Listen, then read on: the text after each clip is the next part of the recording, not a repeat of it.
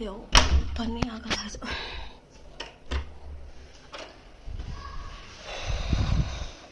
ಇದು first floor. Dustbin ಇಲ್ಲೊಂದು room ಇದೆ. ಇಲ್ಲಿ 3 ಶೇರಿಂಗ್ ರೂಮ್ ಇದೆ.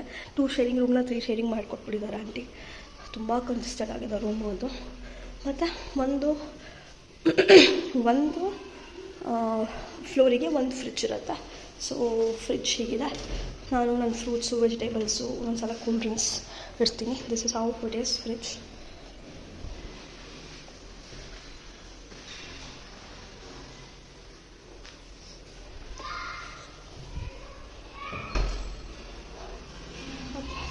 ಮತ್ತು ನನ್ನ ಫೇವ್ರೆಟ್ ಪಾರ್ಟ್ ಏನು ಗೊತ್ತಾ, ಈ ಪಿಜಿದು ಇದೆ. ಸೊ ಇಲ್ಲಿ ಒಂದು ಕಡೆಯಿಂದನೇ ನಮಗೆ ಆ್ಯಕ್ಸಸ್ ಸಿಗೋದು. ಇನ್ನೊಂದು ಯಾವುದು ಅಂತ ಆಮೇಲೆ ಹೇಳ್ತೀನಿ. ಆಚೆ ಕಡೆ ಆ್ಯಕ್ಸಸ್ ಅಪ್ಪ ಕಸ ಬಂದಿದೆ. ಒಂದ್ಸಲ ಕಸನೇ ಬರೋದಿಲ್ಲ, ಬರೀ ಸೊಳ್ಳೆಗಳೇ ಇರ್ತವೆ ಕಸದ ಡ್ರಮ್ಗಳ ಮುಂದೆ. ಸೊ ಯೂಸ್ ಮಾಡಿಬಿಡೋಣ. ಸೊಳ್ಳೆ ಬಂದುಬಿಡುತ್ತೆ ಅಂತ. ಈ ರೂಮ್ ಯಾವಾಗ ಕಂಪ್ಲೀಟ್ ಮಾಡ್ತಿರ್ತಾರೆ, ಕ್ಲೋಸ್ ಮಾಡಿ ಸೊಳ್ಳೆ ಬರುತ್ತೆ ಅಂತ. ಸೊ ಅದಕ್ಕೆ ಕ್ಲೋಸ್ ಮಾಡಿಬಿಟ್ಟಿದ್ದೀನಿ. ಬನ್ನಿ, ಫಸ್ಟ್ ಫ್ಲೋರಲ್ಲೇ ಇದೆ. ನಮ್ಮ ಲೆಫ್ಟ್ ಓಪನ್ ಆಯಿತು ನೋಡಿ. ಡಿಸ್ಕೋ ಹೊಡಿತಾ ಇದೆ ಲೈಟು. ಸೊ ಸೆಕೆಂಡ್ ಫ್ಲೋರಿಗೆ ಹೋಗೋಣ. ನೋಡಿ ಲೈಟು ಹೇಗಿದೆ.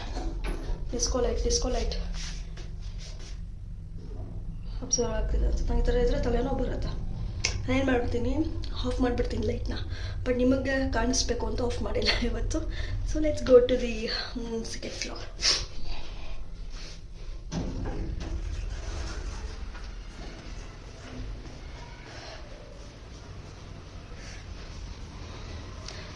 ಸೆಕೆಂಡ್ ಫ್ಲೋರ್ ಕೂಡ ಸೇಮ್ ಆಗಿದೆ, ಏನು ಡಿಫ್ರೆನ್ಸ್ ಇಲ್ಲ.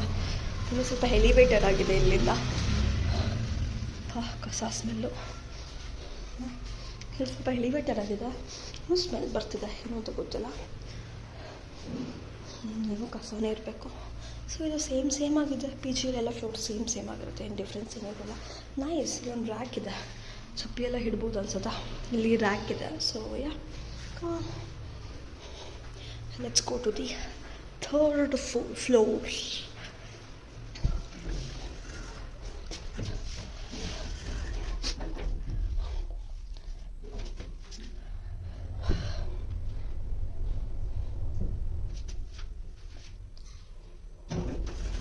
So this is third floor. See, ಹೆಣ್ಮಕ್ಳು ಏನೋ ಇಟ್ಕೊಂಡ್ಬಿಟ್ಟಿದ್ದಾರೆ, ಪ್ಲ್ಯಾಂಟ್ ಇಟ್ಕೊಂಡಿದ್ದಾರೆ ಇಲ್ಲಿ. ನೈಸ್.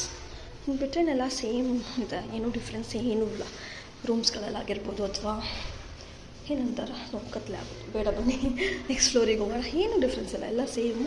ರೂಮ್ಸ್ ಹೇಗಿದೆ ಅಂತ ಗೊತ್ತಿಲ್ಲ, ಬಟ್ ನಾನು ನೋಡ್ದಂಗೆ ಫಸ್ಟ್ ಫ್ಲೋರಲ್ಲಿ ರೂಮ್ಸ್ ಎಲ್ಲ ಕಂಜೆಸ್ಟೆಡ್ ಆಗಿರೋದು. ಎಕ್ಸೆಪ್ಟ್ ಆ ರೂಮ್ ಎಲ್ಲ ಕಂಜೆಸ್ಟೆಡ್ ಆಗಿದೆ. ಪಕ್ಕನೇ ಹಾಕಿದ್ದಾರೆ ಬೆಡ್ಸ್ನ. ಎಲ್ಲರೂ ಪಕ್ಕ ಮಲಗ್ತಾರೆ. ನಮಗೆ ತಂಗಿ ಬಿಟ್ಟು ಮಮ್ಮಿ ಬಿಟ್ಟಿನಿ ಯಾರ ಪಕ್ಕನೂ ಮಲ್ಕೊಳ್ಳೋಕೆ ಇಷ್ಟನೇ ಇಲ್ಲ. ಇನ್ ದ ಫ್ಯೂಚರ್ ನೋಡೋಣ, ಬಟ್ ಇವಾಗ I want to sleep next to anyone. Okay, fourth floor. We are in a fourth floor. ಈ ಥರ ಇದೆ. So this is the final floor. ಇಲ್ಲಿಂದ ಹೇಗಿದೆ ವ್ಯೂ ನೋಡಿಲ್ಲ ನಾನು ಒಂದಿನ.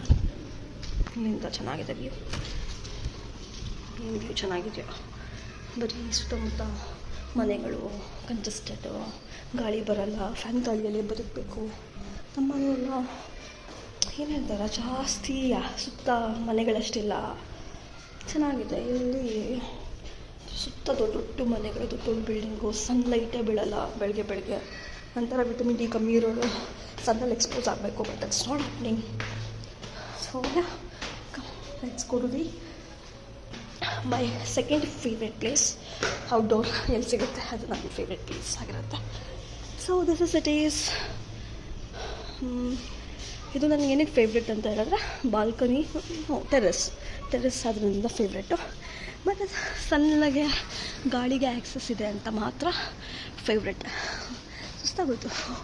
ಸ್ವಲ್ಪ ನೋಡಿ ಇನ್ನೂ ಎಷ್ಟು ಮ್ಯಾಸಿವ್ ಬಿಲ್ಡಿಂಗ್ಸ್ ಕಟ್ತಾ ಇದ್ದಾರೆ ಬೆಂಗಳೂರಲ್ಲಿ. ಇದು ಇಲ್ಲ ನಮ್ಮ ಆಫೀಸ್ ಮುಂದೆ ಇದೆ. ಎಷ್ಟು ದೊಡ್ಡದಾಗಿದೆ ಗೊತ್ತಾ? ನನಗೇನೋ ಇದು ಕಂಪನಿ ಅಂತಲೇ ಡೌಟು. ಕಂಪನಿ ಮಾಡೋಕ್ಕೆ ಅಥವಾ ಆಫೀಸ್ ಸ್ಪೇಸ್ ಮಾಡೋಕ್ಕೆ ಯೂಸ್ ಮಾಡ್ತಿದ್ದಾರೆ. ಸೊ ವಾಷಿಂಗ್ ಮಿಷಿನ್ ಇದೆ. ಈ ವಾಷಿಂಗ್ ಮಿಷಿನ್ನು 2 ಅವರ್ ಬಟ್ಟೆ ಹೋಗಿದೆ. ಇದೊಂದು ಮಾತ್ರ 1 ಅವರ್ ಒಳಗಡೆ ಹೋಗ್ಕೊಡೋದು. 2-2.5 ಅವರ್. ಇದು 1 ಅವರಲ್ಲಿ ಮುಗಿಸ್ಕೊಡೋದಾ. ಸೊ ಇದು ವಾಷಿಂಗ್ ಮಿಷಿನ್ ಏರಿಯಾ. ನಾನಿಲ್ಲಿ ಒಂದೊಂದು ಸಲ ವಾಕ್ ಮಾಡ್ತೀನಿ ನೈಟ್ ಟೈಮ್. ನೋಡಿ ಕೆಟ್ಟೋಗಿರೋ ಗೀಸರ್ಗಳೆಲ್ಲ ಈಗ ಇಟ್ಬಿಟ್ಟಿದ್ದಾರೆ. ಕಲ್ಟಿಂದ ಏನೋ ತರಿಸಿದ್ದಾರೆ, ಬಟ್ ಏನೂ ಇಲ್ಲ. ಎಲ್ಲ ಕೂತಿದೆ. ಸೈಕಲ್ ಒಂದಿದೆ, ಜಿಮ್ ಸೈಕಲ್. ಯಾರು ಯೂಸ್ ಮಾಡಲ್ಲ. ಮುಂಚೆ 2 ಸೆಟ್ ಡಂಬಲ್ಸ್ ಇತ್ತು, ಬರೀ 5 kg ಇಟ್ಟಿದ್ದಾರೆ. ಯಾರು 5 kg ಯೂಸ್ ಮಾಡ್ತಾರೆ? 1 kg ಆದರೂ ಯೂಸ್ ಮಾಡ್ಬೋದು. ಅದು ತೆಗ್ದುಬಿಟ್ಟಿದ್ದಾರೆ. ಬರೀ ಸೊಳ್ಳೆಗಳೇ ಇವೆ. ಇಂಥದ್ರಲ್ಲಿ ಯಾರು ಮಾಡ್ತಾರೆ ಜಿಮ್ನ? ನೀವೇ ಹೇಳಿ. ಜೊತೆಗೆ ನೋಡಿ ಧೂಳು. ಓಕೆ, ಇದು ಬಂದು ಒಂದು ರೂಮು. ಇಲ್ಲಿ 3 ಶೇರಿಂಗು. ಇದು ಹೆಣ್ಮಕ್ಳಿದ್ದಾರೆ.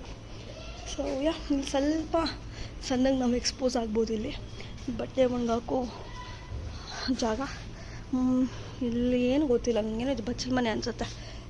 ಸ್ನಾನ ಮಾಡೋಕ್ಕೆ ಹೆಲ್ಪರ್ಸ್ ಎಲ್ಲ ಇರ್ತಾರಲ್ಲ, ಅವ್ರು ಸ್ನಾನ ಮಾಡೋಕ್ಕೆ ಯೂಸ್ ಮಾಡ್ತಾರೆ. ಸೊ ಅಷ್ಟೇ, ಇನ್ನೇನು ಇಲ್ಲ. ಓಕೆ, ಕೆಳಗೆ ಬರ್ತಿದ್ದೀನಿ. ಇಡೀ PG ತೋರಿಸಾಯ್ತು ನಾನು. ಇವಾಗ ಸ್ವಲ್ಪ ಹೊತ್ತರಲ್ಲಿ ಹೇಳ್ತೀನಿ ಏನೇನು ಫುಡ್ ಕೊಡ್ತಾರೆ, ಅದ್ರ ಬಗ್ಗೆ ಮಾತಾಡೋಣ. ಮತ್ತು ನನಗೆ ಫ್ರೀಡಮ್ ಅಂದರೆ ಏನು ಅಂತ ಮಾತಾಡೋಣ. ಓಕೆ, ಸೊ ಅದಾದಮೇಲೆ we can wrap this video. ಏನು ಎಕ್ಸ್ಟ್ರೀಮ್ ಶೋಕೆ, ಎಕ್ಸ್ಟ್ರೀಮ್ ಬೆವರು, ಊಟ ಸಾಕಾಗಿಲ್ಲ ಅನ್ಸುತ್ತೆ ನನಗೆ. ನೋಡಬೇಕು ಏನು ಮಾಡೋದು ಅಂತ. ಏನಾದರೂ ಆರ್ಡರ್ ಮಾಡ್ಕೊಂಡು ತಿನ್ನಲ್ಲ, ಏನೋ ಗೊತ್ತಿಲ್ಲ. ನನ್ನ ಫೀಲಿಂಗ್ ವೆರಿ ಟಯರ್ಡ್ ಟುಡೇ. ನೋಡಿ ಊರಾಗಲೇ ತೆಗ್ಬಿಟ್ಟು ಹೋಗಿದ್ದೀನಿ ಬಾಗಿಲನ್ನ. ಏನೋ ಗೊತ್ತಿಲ್ಲ, ಎಕ್ಸ್ಟ್ರೀಮ್ ಸುಸ್ತಾಗಿದೆ. ಕರೆಕ್ಟಾಗಿ ಊಟ ಮಾಡಿಲ್ಲ ಅದಕ್ಕೆ. ಏನು ವೆಲ್ಕಮ್ ಬ್ಯಾಕ್. ರೂಮ್ ಟೂರ್ ಆಯಿತು, ಮತ್ತು PG ಟೂರ್ ಕೂಡ ಆಗಿದೆ. ಇವಾಗ PGಲಿ ಊಟ ಹೇಗಿರುತ್ತೆ ಅದ್ರ ಬಗ್ಗೆ ಎಕ್ಸ್ಪ್ಲನೇಷನ್ ಕೊಡೋಕ್ಕೆ ಬಂದಿದ್ದೀನಿ. ಮತ್ತು ಇವತ್ತು August 15th ಇಂಡಿಪೆಂಡೆನ್ಸ್ ಡೇ ಆದ್ದರಿಂದ ನನಗೆ ಫ್ರೀಡಮ್ ಅಂದರೆ ಏನು ಅಂತ ಹೇಳಬೇಕು ಅಂತ ಅಂದ್ಕೊಂಡಿದ್ದೀನಿ. ಅದಕ್ಕಿಂತ ಮುಂಚೆ ನಾನು ಈ ಥರ ಸಿಡೌನ್ ವೀಡಿಯೋಸ್ ಮಾಡೋವಾಗ ರೆಡಿಯಾಗಿ ವೀಡಿಯೋಸ್ ಮಾಡ್ತೀನಿ. ಇವತ್ತು ನನಗೆ ಒಂಚೂರು ರೆಡಿಯಾಗಿ ಮನಸ್ಸಿಲ್ಲ. ನಾನು ಸ್ನಾನ ಮಾಡಿ ಸ್ಕಿನ್ ಕೇರ್ ಮಾಡಿರೋದು ಅಷ್ಟೇ. ಏನಕ್ಕಂತ ಆಮೇಲೆ ಹೇಳ್ತೀನಿ. ಅದಕ್ಕಿಂತ ಮುಂಚೆ ಊಟದ ಬಗ್ಗೆ ಮಾತಾಡೋಣ. PGಲಿ ಊಟದ ಹೇಗಿರುತ್ತೆ ಅಂತ. ಏನಕ್ಕೆ ಅಂದರೆ ನಾನು ಟೂರ್ ಮುಗಿಸ್ಕೊಂಡ್ಬಂದಿರೋದ್ರಿಂದ, PG ಟೂರ್ ಮುಗಿಸ್ಕೊಂಡ್ಬಂದಿರೋದ್ರಿಂದ ಕ್ವಿಕ್ಲಿ ಊಟದ ಬಗ್ಗೆ ಮಾತಾಡಿ ನಮ್ಮ ಫ್ರೀಡಮ್ ಬಗ್ಗೆ ಮಾತಾಡೋಣ. ಫ್ರೀಡಮ್ ಅಂತ ಹೇಳಿದ್ರೆ ನನಗೆ freedom, what is freedom for Ramya ಅಂತ ಮಾತಾಡೋಣ. ಅದಾದಮೇಲೆ ಸ್ವಲ್ಪ ಮಾತಾಡೋದು ಬೇರೆದ್ರ ಬಗ್ಗೆ ಕೂಡ. So let's get started with the what about the food in PG? So how is the food in the PG? ನಮ್ಮ PGಲಿ ಫುಡ್ಡು ತುಂಬ ಚೆನ್ನಾಗಿದೆ ಅಂತಲ್ಲ, ತುಂಬ ಕೆಟ್ಟದಾಗಿದೆ ಅಂತಲೂ ಅಲ್ಲ. ಮಾರ್ನಿಂಗ್ ಬ್ರೇಕ್ಫಾಸ್ಟ್ ತುಂಬ ಚೆನ್ನಾಗಿರುತ್ತೆ, ಲಂಚ್ ಆವ್ರೇಜ್ ಆಗಿರುತ್ತೆ, ಈವ್ನಿಂಗ್ ಸ್ನ್ಯಾಕ್ಸ್ ಇಲ್ಲ, ಇದು ನೈಟ್ ಊಟ ಕೂಡ ಓಕೆ ಅಷ್ಟು ಆಗಿರುತ್ತೆ. ಸ್ವಲ್ಪ ಪಲ್ಯಗಳೆಲ್ಲ ತುಂಬ ಆಯಿಲಿ ಅನ್ಸುತ್ತಿರುತ್ತೆ ನನಗೆ. ಮತ್ತು ರೈಸ್ ಅಷ್ಟು ಕುಕ್ ಮಾಡಿರೋಲ್ಲ ಅಂತ ಅನ್ಸುತ್ತೆ. ಅದನ್ನು ಬಿಟ್ಟರೆ ಊಟ ಟೇಸ್ಟ್ ವೈಸ್ ಆಗಿರ್ಬೋದು, ಇಟ್ಸ್ ಗುಡ್. ನಾನು ಅವಾಗ ಹೇಳ್ದಂಗೆ ತುಂಬ ಕಾರ್ಬ್ ಡ್ರಿವನ್ ಫುಡ್ ಆಗಿರುತ್ತೆ. ಪ್ರೋಟೀನ್ಗೆ, ಫೈಬರ್ಗೆ ನಾವು ಆ ಎಕ್ಸ್ಟರ್ನಲ್ ಸೋರ್ಸಸ್ಗೆ ನಾವು ರಿಲೇ ಆಗಿರಬೇಕಾಗುತ್ತೆ. ನಾವೇ ಹೇಗೆ ತಿನ್ನೋದು, ಚಿಕನ್ ತಿನ್ನೋದು ಅಥವಾ ಪನ್ನೀರ್ ತಿನ್ನೋದು ಮಾಡಬೇಕಾಗುತ್ತೆ, ಅಥವಾ ಫೈಬರ್ಸ್ ಬಂದಾಗ ಸ್ಯಾಲೆಡ್ ಮಾಡ್ಕೊಳ್ಬೇಕಾಗುತ್ತೆ. ಅದನ್ನು ನಾನು ಮುಂಚೆನೇ ಹೇಳಿದ್ದೀನಿ. ಐ ಥಿಂಕ್ ಈ ವ್ಲಾಗ್ ಆದಮೇಲೆ ನನ್ನದು ಫುಡ್ ರಿಲೇಟೆಡ್ ವ್ಲಾಗ್ ಬರುತ್ತೆ. ನಾನು ಹೊಸ ಬ್ಯಾಗ್ ತೊಗೊಂಡಿದ್ದೆ, carry bag, lunch carrier bag. So ಅದನ್ನು ಹೇಳುವಾಗ ಫುಡ್ ರಿಲೇಟೆಡ್ ವಿಷಯಗಳು ಕೂಡ ಹೇಳಿದ್ದೀನಿ ನಾನು. ಅದು ಸ್ವಲ್ಪ ದಿನಗಳಲ್ಲಿ ಆ ವಿಡಿಯೋ ಬರುತ್ತೆ. ಹೇಗೆ ಡಿವೈಡ್ ಆಗಿರುತ್ತೆ ಅಂತ ಹೇಳಿದ್ರೆ, ನಾನು ಅವಾಗ ಹೇಳ್ದಂಗೆ 3 times ಫುಡ್ ಸಿಗುತ್ತೆ. Morning breakfast, afternoon lunch, night dinner ಇರುತ್ತೆ. ಸೊ ಮಾರ್ನಿಂಗ್ ಬ್ರೇಕ್ಫಾಸ್ಟ್ ಈ ರೀತಿ ಇರುತ್ತೆ. ನಾನು ಇಲ್ಲಿ ಮೆನ್ಷನ್ ಮಾಡ್ತಾ ಕೂಡ ಹೋಗ್ತೀನಿ. ಮಂಡೇ ದೋಸೆ ಇರುತ್ತೆ, ಅದಕ್ಕೆ 2 ಥರ ಚಟ್ನಿ ಇರುತ್ತೆ. ಕೆಂಪು ಚಟ್ನಿ ಮತ್ತು ಕೊಕೊನೆಟ್ ಗ್ರೌಂಡ್ನಟ್ ಚಟ್ನಿ ಇರುತ್ತೆ. ದೆನ್ ಟ್ಯೂಸ್ಡೇಸ್ ಬಂದು ಇಡ್ಲಿ, ಶಾವಿಗೆ ಬಾತ್ ಇರುತ್ತೆ. ಟ್ಯೂಸ್ಡೇಸ್ ಶಾವಿಗೆ ಬಾತ್ ಇರುತ್ತೆ. ಶಾವಿಗೆ ಬಾತ್ ಪ್ಲೈನ್ ಶಾವಿಗೆ ಬಾತ್ ಇರುತ್ತೆ, ಅನಿಲ್ ಅಲ್ಲ, ಪ್ಲೈನ್ ಶಾವಿಗೆ ಬಾತ್ ಇರುತ್ತೆ. ಥರ್ಡ್ ಬಂದು ವೆಡ್ನೆಸ್ಡೇಸ್ ಪೂರಿ ಇರುತ್ತೆ. ಪೂರಿ ಸಾಗು ಇರುತ್ತೆ. 4th ಥರ್ಸ್ಡೇ ಅಲ್ವಾ, ಥರ್ಸ್ಡೇಸ್ ಬಂದು ಇಡ್ಲೀಸ್ ಇರುತ್ತೆ. ಇಡ್ಲಿಗೆ 2 ಚಟ್ನಿ ಇರುತ್ತೆ, ಅಥವಾ 1 ಚಟ್ನಿ ಕೊಕೊನಟ್ ಚಟ್ನಿ ಸಾಂಬಾರು ಮಾಡಿರ್ತಾರೆ. ಫ್ರೈಡೇಸ್ ಬಂದು ಮಸಾಲೆ ದೋಸೆ ಇರುತ್ತೆ. ಸೊ ಮಸಾಲೆ ದೋಸೆ ಅದಕ್ಕೆ ಆಲೂಗಡ್ಡೆ ಪಲ್ಯ ಒಳಗಡೆ ಇರುತ್ತೆ, ಮತ್ತು 2 ಥರ ಚಟ್ನಿ ಇರುತ್ತೆ. ಸ್ಯಾಟರ್ಡೇಸ್ ಯೂಶಲಿ ನಾನು ತಿನ್ನಲ್ಲ, ನನ್ನ ಕೇಳಿರೋ ಪ್ರಕಾರ ಪಡ್ಡು ಇರುತ್ತೆ ಅಂತ ಕೇಳಿದ್ದೀನಿ. ಪಡ್ಡು ಅಥವಾ ಪಣಿಯಾರಂ ಅಂತ ಕರೀತಾರೆ ಬೇರೆ ಭಾಷೆಯಲ್ಲಿ, ಇದೇ ಇರುತ್ತೆ. ಸಂಡೇಸ್ ಪೋಹಾ ಅಥವಾ ನೂಡಲ್ಸ್ ಅಥವಾ ಪೋಹಾ ಅಥವಾ ಉಪ್ಮಾ ಇರುತ್ತೆ ಅಂತ ಕೇಳ್ಪಟ್ಟಿದ್ದೀನಿ. ನಾನು ಸಂಡೇಸ್ ಅಷ್ಟು ತಿಂದಿಲ್ಲ, ಒಂದೇ ಒಂದ್ಸಲ ತಿಂದಿದ್ದೀನಿ ಪೋಹಾ ಅಷ್ಟೇ. ಇದು ಲಂಚ್, ಇದು ಬ್ರೇಕ್ಫಾಸ್ಟ್ ಆಗಿರುತ್ತೆ. ಮತ್ತು ಬಾಕ್ಸಿಗೂ ಮಾಡ್ತಾರೆ, ಬಾಕ್ಸಿಗೆ ರೈಸ್ ಮಾಡ್ತಾರೆ. Usually chitranna, puliyogare, rice bath, vegetable rice bath, tomato rice bath, ಮತ್ತು ಕೊಕೊನಟ್ ರೈಸ್ ಎಲ್ಲ ಮಾಡ್ತಾರೆ. ಅದ್ರಲ್ಲಿ 2-3 ಚಿತ್ರಾನ್ನ, ಪುಳಿಯೋಗರೆ ಮತ್ತು ವೆಜಿಟೇಬಲ್ ರೈಸ್ ಬಾತ್ ಚೆನ್ನಾಗಿರುತ್ತೆ. ಕೊಕೊನಟ್ ರೈಸ್ ಬಾತ್ ಎಲ್ಲ ಅಷ್ಟೇ ಇರುತ್ತೆ. ಸೊ ಯೂಶಲಿ ನಾವು ಇದನ್ನು ಮನೇಲಿ ಮಾಡಲ್ಲ ಅಲ್ಲ, ಸೊ ಅದಕ್ಕೆ ನಮ್ಗೆ ಅಷ್ಟು ತಿಂದ ಅಭ್ಯಾಸ ಇಲ್ಲ ಕೊಕೊನಟ್ ರೈಸ್ ಬಾತ್ ಅಲ್ಲ, ಅಥವಾ ಕೊಕೊನಟ್ ರೈಸ್ ಅಂತ ಕರೀತಾರೆ. ತೆಲುಗು ಅವರು ನಡೆಸ್ತಾರೆ, ಸೊ ಸ್ವಲ್ಪ ತೆಲುಗು ಅಥವಾ ಆಂಧ್ರ ಪ್ರದೇಶ್ ಶೈಲಿಯಲ್ಲಿ ಊಟ ಇದೆ. ಅದಾದಮೇಲೆ ಲಂಚು, ನನಗೇನು ಅಷ್ಟು ಲಂಚ್ ಇಷ್ಟ ಆಗಿಲ್ಲ. ಸೊ ಯೂಶಲಿ ಲಂಚಿಗೆ ತುಂಬ ಜನ ಆಫೀಸ್ಗೆ ಹೋಗ್ಬಿಟ್ಟಿರ್ತಾರೆ, ಯಾರು ಇರಲ್ಲ. ಯಾರು ವರ್ಕ್ ಫ್ರಮ್ ಹೋಮ್ ಮಾಡ್ತಿರ್ತಾರೋ ಅವರು ಲಂಚ್ ಮಾಡ್ಬೋದು. ಇಲ್ಲಿ ಬೇಸಿಕಲಿ ದಾಲ್ ಇರುತ್ತೆ, ಅಥವಾ ಮುಲ್ಲಂಗಿ ಸಾಂಬಾರು ಅಥವಾ ಬದನೆಕಾಯಿ ಸಾಂಬಾರು ಆಗಿರ್ಬೋದು. ಸೊ ಬೇಳೆ ಸಾಂಬಾರುಗಳೇ, ಅದಕ್ಕೆ ಇದೇನಂತಾರೆ ಡ್ರಮ್ ಸ್ಟಿಕ್ ಹಾಕಿರ್ತಾರೆ, ನುಗ್ಗೆಕಾಯಿ ಹಾಕಿರ್ತಾರೆ, ಬದನೆಕಾಯಿ ಹಾಕಿರ್ತಾರೆ, ಇಲ್ಲಾಂದರೆ ಮುಲ್ಲಂಗಿ ಹಾಕಿ ಸಾಂಬಾರು, ಅನ್ನ ಇರುತ್ತೆ. ನಂಚ್ಕೊಳಕ್ಕೆ ಎಲ್ಲರೂ ಚಟ್ನಿ ಮಾಡಿರ್ತಾರೆ, ರ್ಯಾಡಿಶ್ ಚಟ್ನಿ ಆಗಿರ್ಬೋದು, ಟೊಮೆಟೊ ಗೊಜ್ಜು ಆಗಿರ್ಬೋದು. ಒಂದೊಂದು ಸಲ ಏನಂತಾರೆ ಹಪ್ಪಳ ಆಗಿರ್ಬೋದು. ಯೂಶ್ವಲಿ ಸ್ಯಾಟರ್ಡೇ ಸಂಡೇಸು ಹಪ್ಪಳ, ಪಕೋಡ ಅಂಥದ್ದನ್ನ ನಂಚ್ಕೊಳಕ್ಕೆ ಇಟ್ಟಿರ್ತಾರೆ. ನೈಟಲ್ಲಿ ಯೂಶಲಿ ಇದೇ ಇರುತ್ತೆ, ರೈಸ್, ಒಂಥರ ಸಾಂಬಾರು, ಒಂದು ಜೊತೆ ಒಂದು ಪಲ್ಯ ಇರುತ್ತೆ, ಚಪಾತಿ ಇರುತ್ತೆ, ಮಜ್ಜಿಗೆ ಇರುತ್ತೆ. ಇದು ಯಾವಾಗೂ ಇರುತ್ತೆ. ಪಲ್ಯಗಳಲ್ಲಿ ಸ್ವಲ್ಪ ಆಲೂ ಜಾಸ್ತಿ ಹಾಕಿರ್ತಾರೆ, ಆಲೂ ಗೋಬಿ, ಆಲೂ ಬೆಂಡಿ. ಸ್ವಲ್ಪ ನನಗೆ ಅಷ್ಟು ಇಷ್ಟ ಆಗಿಲ್ಲ, ತುಂಬ ಆಯಿಲ್ ಹಾಕಿರ್ತಾರೆ ಅಂತ ಅನ್ನಿಸ್ತು. ಅದ್ರ ಜೊತೆಗೆ ಅಷ್ಟು ಬೇಯಿಸಿರಲ್ಲ ಅಂತ ಅನ್ನಿಸ್ತು. ಅನ್ನನೂ ಒಂದೊಂದ್ಸಲ ಅಷ್ಟು ಬೆಂದಿರಲ್ಲ, ನಾವು ಸ್ವಲ್ಪ ಬೇಯಿಸಿ ತಿಂದಿರೋ ಅಭ್ಯಾಸ, ಸೊ ಇದು ಅಷ್ಟು ಬೆಂದಿರಲ್ಲ ಅಂತ ನನಗೆ ಅನ್ನಿಸ್ತು. ಅದು ಬಿಟ್ಟರೆ ಬದನೆಕಾಯಿ ಮಾಡ್ತಾರೆ, ಬದನೆಕಾಯಿ ಗೊಜ್ಜು ಮಾಡ್ತಾರೆ, ತುಂಬ ಚೆನ್ನಾಗಿ ಮಾಡ್ತಾರೆ, ಮತ್ತು ಚೆನ್ನಾಗಿ ಮಸಾಲ ಮಾಡ್ತಾರೆ. ಸೊ ಚಪಾತಿಗೆಲ್ಲ ತಿನ್ಬೋದು, ಇಲ್ಲಾಂದರೆ ಅದೇ ಥರ ಬೇಳೆ ಸಾಂಬಾರುಗಳು ಸ್ವಲ್ಪ ಜಾಸ್ತಿ ಮಾಡ್ತಾರೆ. ವೆಡ್ನೆಸ್ಡೇ ಈ ನೈಟ್ ಬಂದು ಎಗ್ ಕೊಡ್ತಾರೆ, ಎಗ್ ಕರಿ ಇರ್ಬೋದು. ಎಗ್ ಕರಿ ಮಾಡ್ತಾರೆ ಒಂದೊಂದು ವಾರ, ಇನ್ನೊಂದು ವಾರಗಳ ಬಂದು ಅದೇ ಆಲ್ಟರ್ನೇಟ್ ವೀಕ್. ಸೊ ಇನ್ನೊಂದು ವಾರ ಬಂದು ಎಗ್ ರೈಸ್ ಮಾಡ್ತಾರೆ. ಸೊ ಎಗ್ ರೈಸ್ ಮತ್ತು ಎಗ್ ಕರಿ ಸ್ವಿಚ್ ಮಾಡ್ತಿರ್ತಾರೆ.